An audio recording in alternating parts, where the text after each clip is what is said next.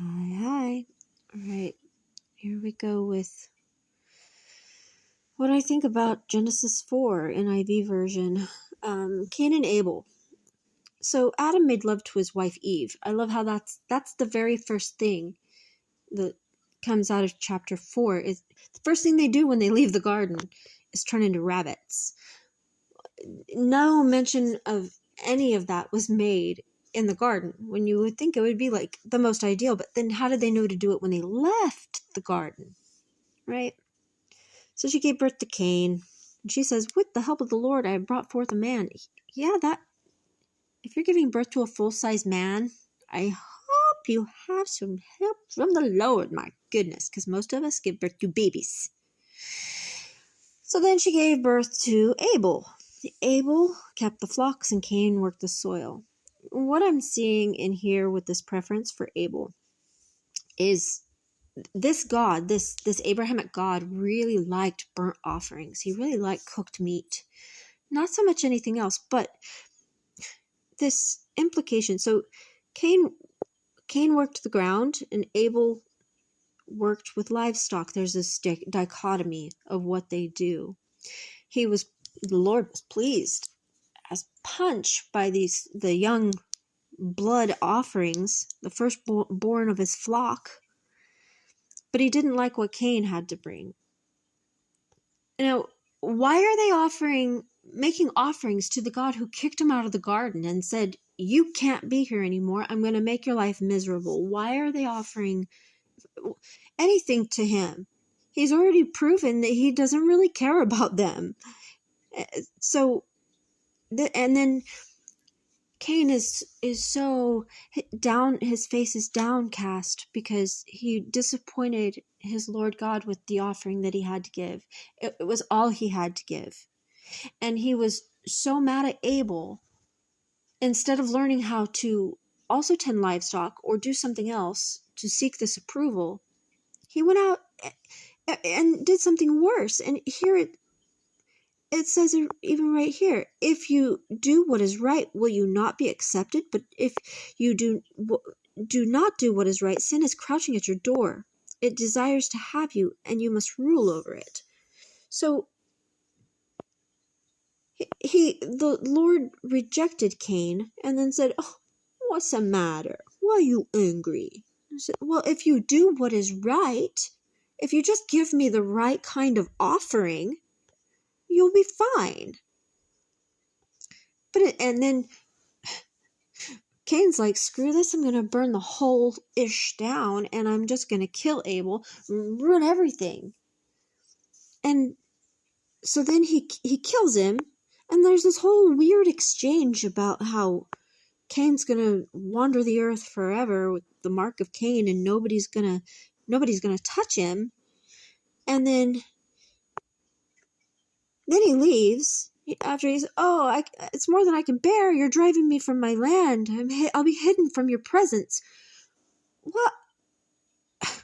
I'll be a restless wanderer, and whoever finds me will kill me. But the Lord said, no one who finds you will kill you. Suffer the mark of Cain, and there'll be vengeance 7 times over. And then, so Cain went out from the Lord's presence and lived in the land of Nod, east of Eden. And Cain made love to his wife. Where did he get a wife all of a sudden? There is no mention. Like, did he make a sperm golem? What did he do to get a wife? Because Eve didn't say she had a daughter. Where did he get a wife? How'd she become pregnant and give birth to Enoch?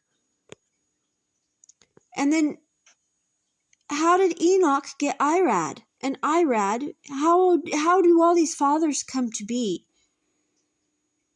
There are no women. Okay, 2 women on Earth. One who's screwing her potential brother, and the other, is his mom. This is so. How did Enoch get Irad? How did Irad become the father of Mehujael? and Meheziel, the father of Methuselah, and then Lamech married 2 women. How were there enough women for him to marry 2 women and give birth to Jabal, who's the father of all of those who live in tents and raise livestock? So here we're starting to see the categorization of people. So we're going. This is also tribal and primitive in every last aspect of it. It doesn't make sense unless you're trying to pin down oral traditions into words that benefit you now. Don't get it. So then Zillah had a son called Tubal-Cain, who forged all kinds of tools out of bronze and iron. So here we've hit a new age. We've hit the bronze and iron age. So we've gone from people, wearing skins, because God made them wear skins, and now we've got people who live in tents and raise livestock. So here we have people who know how to weave fabric. But we've only done that with like 4 women on the planet. And Ada gave birth to Jabal. And Jabal is the father of those who live in the tents and raise livestock. So here we have, again, this differentiation. And Jubal, he's the father of all who play stringed instruments and pipes. So we have the musicians and the artists. And then we get to the Bronze Age. So we're watching the march of time. They're explaining things from their small point of view. And then this part, 23. Lamech said to his wives, Ada and Zillah, listen to me, wives of Lamech. I don't know why he had to tell them they were wives of him. That's kind of odd. Hear my words. So again, this redundancy. You, my wives, listen to me. Hear my words. I've killed a man for wounding me, a young man for injuring me. So what's the story there? If Cain is avenged 7 times, then Lamech 77 times.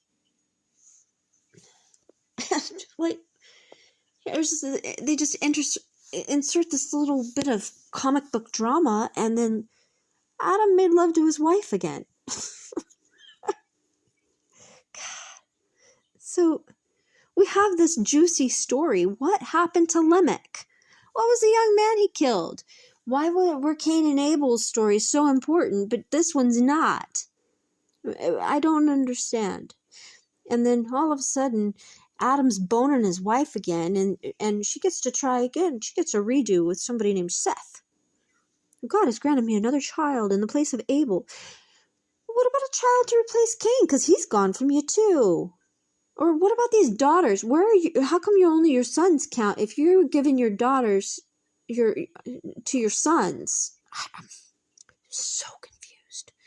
Seth also had a son by amazing parthenogenesis, sperm golem. I don't know how he got a son. He named him Enosh, and at that time, people began to call on the name of the Lord. Good Lord. All right, that was Genesis 4.